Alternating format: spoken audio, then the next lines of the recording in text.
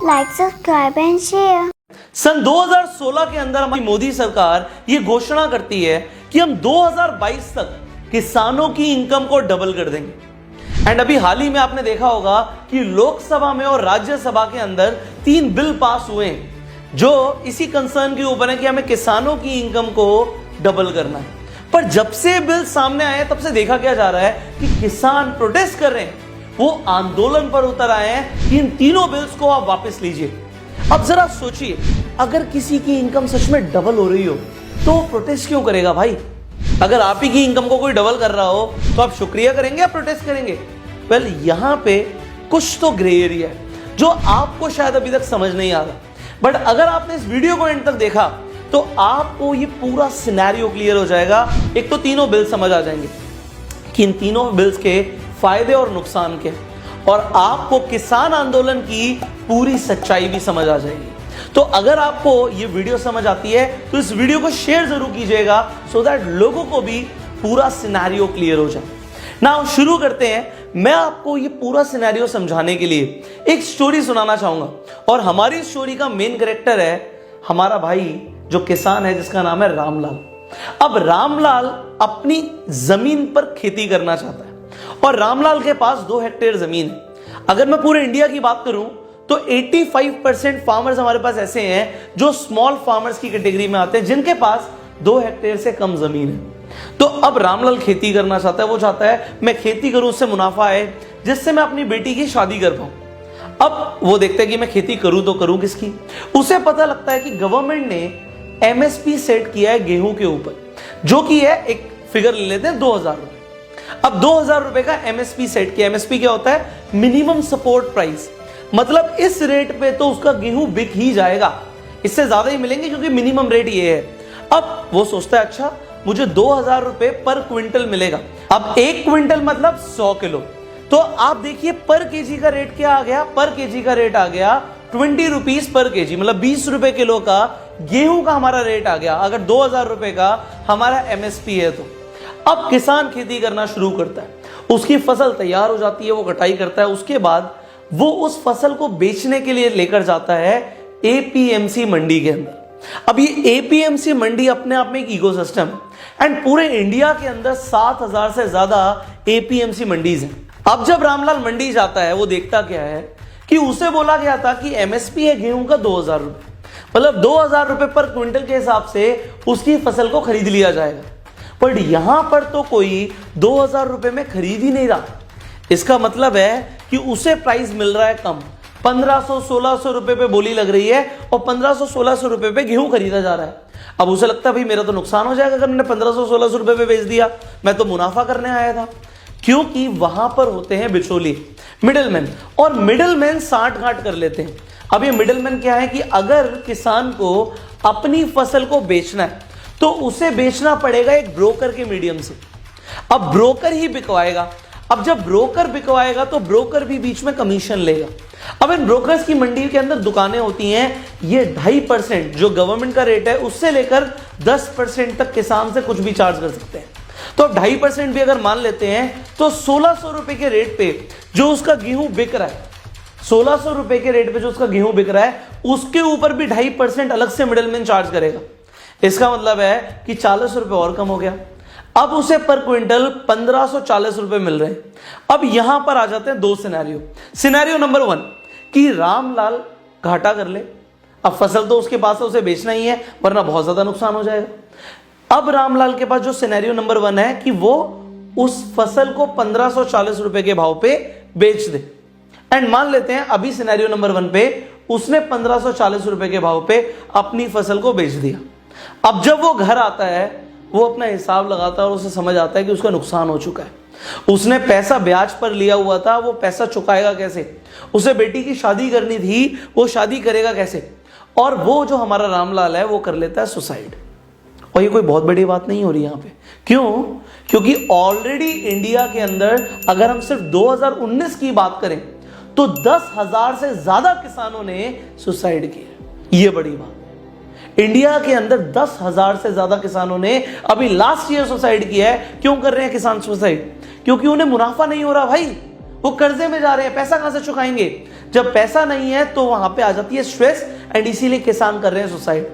अब मैं आपको जो एमएसपी की बात बता रहा हूं, अभी हम सिनेरियो 2 की भी बात करेंगे। एमएसपी के ऊपर, मिनिमम सपोर्ट प्राइस के ऊपर पूरे इंडिया में सिर्फ 6% किसान अपना फसल को बेच पाते हैं। मतलब एमएसपी का फायदा सिर्फ 6% किसान ले रहे हैं, और बाकी के जो 94% किसान है उन्हें होता है घाटा, वहां पर वो कमाई नहीं कर पाते। अब किसानों की यहां पे सुने कौन? चलिए अब सिनेरियो नंबर 2 बताते हैं कि कौन सुनेगा। अब मंडी में वो जब अपनी फसल बेचने गया तो उसे समझ आया कि उसे एमएसपी नहीं मिल रहा। अब एमएसपी डिसाइड किसने किया था? डिसाइड किया था गवर्नमेंट ने। अब वो किसान जो है हमारा रामलाल, उस सिनेरियो 2 के हिसाब से जाता है गवर्नमेंट के पास और बोलता है कि आपने बोला था जी कि 2000 रुपए के हिसाब से आप मेरी फसल खरीद लेंगे, आप खरीदो। अब वो जब वहां पर जाता तो ऑफिसर बोलता है, अरे भाई देख यहां पे कितना सारा स्टॉक ऑलरेडी है, हमारे पास जगह ही नहीं है कि तुम्हारी फसल को हम रख पाए, हमारे पास स्टोरेज नहीं है, हमारा वेयर हाउस फुल हो चुका है, तो अब हम तुम्हें 2000 रुपए नहीं दे सकते। अब हमारा रामलाल परेशान हो जाता है कि वो करे तो करे क्या। जब वो वहां से बाहर जा रहा होता है तो उसी ऑफिसर के साथ में जो मिले जुले लोग होते हैं वो उससे बोलते हैं, भाई मंडी के अंदर तो तेरे को 1500 रुपए का भाव मिलेगा, तो एक काम कर 1700 रुपए हमसे पकड़ और हमें फसल दे दे। अब रामलाल सोचता है कि ठीक है भाई, मंडी से ज्यादा रेट मिल रहा है तो चलो मैं अपना जो भी नुकसान समझ लूँ, कुछ भी हो, मैं 1700 रुपए पे अपनी फसल को बेच देता हूँ। अब 1700 रुपए पे वो गेहूं बेच देता है, और जो ऑफिसर होता है वो एंट्री क्या करता है खाते में? वो एंट्री करता है कि 2000 रुपए के हिसाब से उसने किसान से फसल को खरीदा है। अब यहां पर क्या चल रहा है? यहां पर चल रहा है करप्शन। एंड पूरे इंडिया में आपको पता है कि करप्शन बहुत अच्छे तरीके से फैला हुआ है। अब किसान को तो यहां पे 1700 रुपए का रेट मिला, बट जो 300 रुपए का मुनाफा है वो किसने कर लिया? वो ऑफिसर्स ने कर लिया, एंड बहुत दबाकर पैसा कमाते लोग। अब गवर्नमेंट क्या चाहती है यहां पर हम समझते हैं, आपको दोनों सिनेरियो समझ आ गए।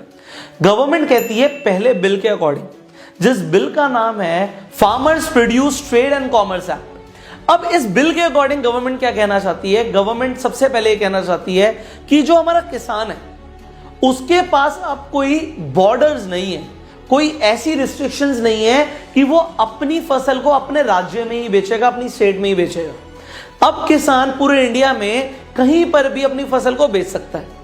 अब यहां पर इस चीज को जरा समझिए कि किसान बेच तो कहीं भी सकता है, बट उसे जो अपनी फसल है ट्रैक्टर में ढोके लेकर जानी पड़ेगी, एंड उसका ट्रांसपोर्टेशन कॉस्ट कौन देगा? वो फार्मर ही देगा। अब यहां पर दूसरी चीज गवर्नमेंट क्या कहना चाहती है? प्राइवेट मंडी बनाएंगे। अब प्राइवेट मंडी का मतलब है कि जो प्राइवेट कंपनीज हैं वो डायरेक्टली किसान से माल खरीद लेंगी। अब प्राइवेट प्लेयर्स की एंट्री कराना चाहती है गवर्नमेंट कि मिडलमैन का जो यहां पर कंसेप्ट है वो खत्म हो जाए। तीसरी चीज, गवर्नमेंट नहीं चाहती कि वो बहुत ज्यादा स्टॉक करे। अब फूड कॉर्पोरेशन ऑफ इंडिया की अगर हम बात करें, एफसीआई की, एफसीआई 2000 रुपए के रेट पे वो गेहूं को खरीद रही है, और वो राशन कार्ड पे कितने रुपए का आपको मिलता है? जो लोगों को राशन कार्ड का फायदा होता है वो 2.5-3 रुपए किलो के ऊपर गेहूं को खरीद रहे हैं। तो यहां पर गवर्नमेंट का काफी ज्यादा नुकसान भी होता है। तो गवर्नमेंट कह रही है कि अगर सारा माल हम ही खरीदेंगे तो हम पे लोड पड़ता रहेगा, हमारी इकोनॉमी पे लोड पड़ता रहेगा। अब बहुत सारे मिनिस्टर्स इसके ऊपर ऑलरेडी बात कर चुके हैं, हम स्ट्रेट अवे बात करेंगे कि यहां पे किसान का नुकसान नहीं होना चाहिए। मेन कंसर्न ये है, वेल गवर्नमेंट भी यही चाहती है कि किसान का नुकसान ना हो, बट कहीं ना कहीं क्या वो पल्ला नहीं झाड़ रही कि भाई हमें खरीदना पड़ेगा, इससे बढ़िया है कि हम ना खरीदें, हम प्राइवेट प्लेयर्स की एंट्री करा देते हैं, प्राइवेट मंडी बना देते हैं, तुम डायरेक्टली बेच लो, ना मिडलमैन को पैसे देने, और तुम्हारे पास यहां पे प्रॉफिट होने के चांसेस बढ़ जाएंगे। वेल इसके नुकसान के भी हम आगे बात करेंगे। अब जरा सोचिए कि प्राइवेट प्लेयर्स एंटर करते हैं तो यहां पे उनके साथ कोई कॉन्ट्रैक्ट होना चाहिए कंपनीज के साथ। तो यहीं पर आ जाता है हमारा दूसरा बिल, जहां पर इस बिल का नाम है farmers agreement on price assurance and farm services act. अब इस एक्ट के हिसाब से गवर्नमेंट क्या कहना चाहती है, बड़ा सिंपली आपको समझाऊंगा, इसका नाम है कॉन्ट्रैक्ट फार्मिंग। अब कॉन्ट्रैक्ट फार्मिंग का मतलब है, मान लीजिए कंपनी है आशीर्वाद आटा, अब आटा बनाना है तो गेहूं चाहिए। अब आशीर्वाद आटा क्या कहती है कि भाई एक एरिया के अंदर, एक बड़े से एरिया के अंदर, मान लीजिए 1, 2 या 3 या 4 गांव के अंदर गेहूं उगता है, तो हम उन चारों गांव के साथ एक कॉन्ट्रैक्ट कर लेंगे और हम कॉन्ट्रैक्ट पे पहले ही लिख देंगे कि हम इतना प्राइस देंगे। एंड ऐसा अभी बोला जा रहा है कि जो प्राइवेट कंपनीज हैं वो एमएसपी से ज्यादा प्राइस देंगी, एमएसपी से ज्यादा प्राइस देंगी। तो अब यहां पर 4, 5, 10 गांव के साथ डायरेक्टली एक बड़ी कंपनी आके कॉन्ट्रैक्ट कर लेगी कि हम आपका गेहूं इस रेट पर ले लेंगे। ठीक है, मान लेते हैं कि ऐसा हो गया, बट अगर उन्होंने पैसा नहीं दिया तो यहां पे बोला जा रहा है कॉन्ट्रैक्ट हो रहा है, लीगल कॉन्ट्रैक्ट हो रहा है, बट अगर उन्होंने कोई कमी निकाल दी तो, सामान नहीं लिया तो फिर क्या होगा? फिर आपको लग रहा होगा फिर जी अगर एग्रीमेंट है, एक कॉन्ट्रैक्ट हुआ है, तो जो हमारा किसान है वो कोर्ट में जा सकता है? नहीं, वो कोर्ट में नहीं जा सकता। पहले तो यहां पे ऑप्शन ही नहीं है कोर्ट में जाने, वो ज्यादा से ज्यादा एसडीएम और कलेक्टर तक के पास जा सकता है। एंड आपको पता है कि यहां पे इंडिया के अंदर कुछ भी हो सकता है, तो जरूरी नहीं है कि किसान की ही सुनी जाए। तो यहां पे किसानों को सबसे बड़ा डर क्या है कि कॉन्ट्रैक्ट फार्मिंग तो होगी, बट कॉन्ट्रैक्ट के हिसाब से नहीं चला तो हमारी कौन सुनेगा? आज तो गवर्नमेंट पीछे हट रही है, गवर्नमेंट अपना कंट्रोल नहीं रखना चाहती, तो किसानों का होगा क्या इन फ्यूचर में? अब आपको भी समझ आ रहा होगा कि कॉन्ट्रैक्ट के फायदे भी हैं कि भाई हम आपसे खरीदेंगे, बट अगर नहीं किया तो ये किसानों का एक बहुत बड़ा कंसर्न है। एंड यहीं पर आ जाता है एक तीसरा बिल जो आपको समझना बहुत जरूरी है, और वो है essential commodities act, definitely amendment ना। अब एसेंशियल कमोडिटी एक्ट जो पहले था उसके अकॉर्डिंग और जो अभी अमेंड हुआ उसके अकॉर्डिंग क्या फर्क है कि पहले आप स्टॉक होल्डिंग नहीं कर सकते थे, आप बहुत ज्यादा स्टॉक को अपने पास भंडारण नहीं कर सकते थे, बट अब कर सकते हो।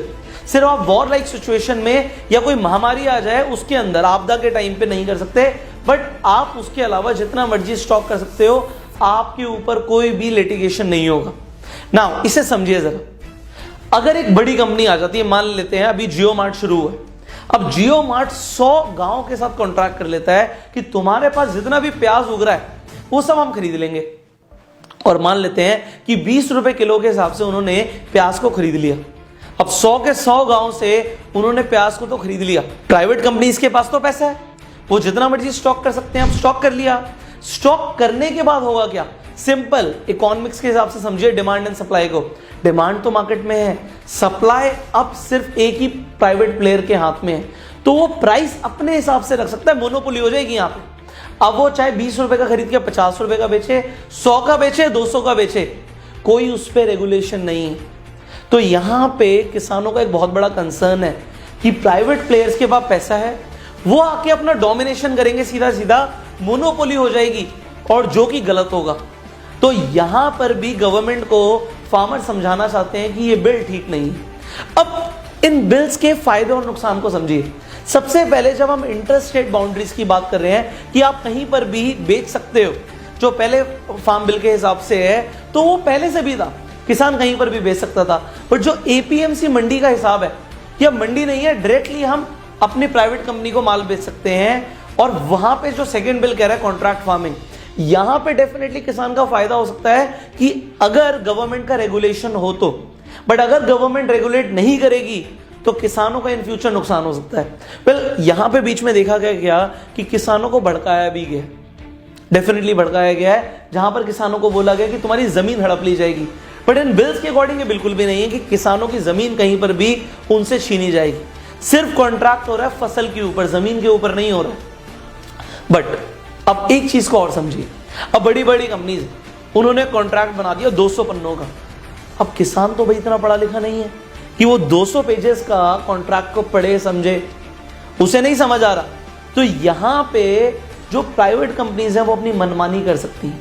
अब देखा क्या गया है इंडिया के अंदर कि प्राइवेट कंपनीज करती हैं अपनी मनमानी। जब जियो स्टार्टिंग में आया तो उसने क्या किया, उसने फ्री में आप सबको इंटरनेट दिया। अब फ्री करते करते करते करते 30% से ज्यादा मार्केट को अपने पास ले लिया, और उसके बाद आज की डेट में अगर देखा जाए तो मन चाहे उन्होंने प्राइसेस रखे हुए हैं, क्योंकि पहले तो उनके पास फंडिंग है, इन्वेस्टमेंट है, उन्होंने आके जो छोटे प्लेयर्स हैं उन्हें खत्म ही कर दिया। अगर ये सेम चीज एग्रीकल्चर सेक्टर के अंदर हुई तो क्या होगा? आप अभी इतनी बड़ी कंसर्न को समझ नहीं पा रहे, बट इंडिया जो है हमारा वो कृषि प्रधान देश है, और अगर हम फार्मर्स के बारे में नहीं सोचेंगे ना तो कुछ नहीं होगा। आप कितने भी डिजिटल हो जाओ, कितने भी मॉडर्न हो जाओ, आप गूगल से रोटी डाउनलोड करके नहीं खा सकते। वो तो किसान ही आपको उगा कर देगा, वही किसान फसल उगाएगा, उसी से आपकी रोटी चलेगी। तो यहां पर हमें किसानों को एम्पावर करने की जरूरत है एंड उसी के लिए आज ये पूरा इंडिया एक साथ इकट्ठा हो गया। मैं अब इस वीडियो के माध्यम से सबसे पहले तो आपको ये तीनों बिल समझाना चाहता था एंड अभी आपको ये भी बताना चाहता था कि एक आंदोलन अगर हो रहा है तो एक्चुअल में प्रॉब्लम क्या है। बट अब मुझे आपकी सजेशंस भी चाहिए। आपको क्या लगता है कि गवर्नमेंट को क्या करना चाहिए? अगर आपको लगता है कि किसानों को भी गवर्नमेंट की बात माननी चाहिए तो आप नीचे कमेंट करके बताइए कि अब आगे होना क्या चाहिए। अभी जो ये आंदोलन है खत्म नहीं हुआ एंड अभी बहुत कुछ है जो मुझे आपके साथ अभी आगे डिस्कस भी करना है। सो हम जुड़े रहेंगे इसी चैनल के ऊपर, will talk further on the same topic.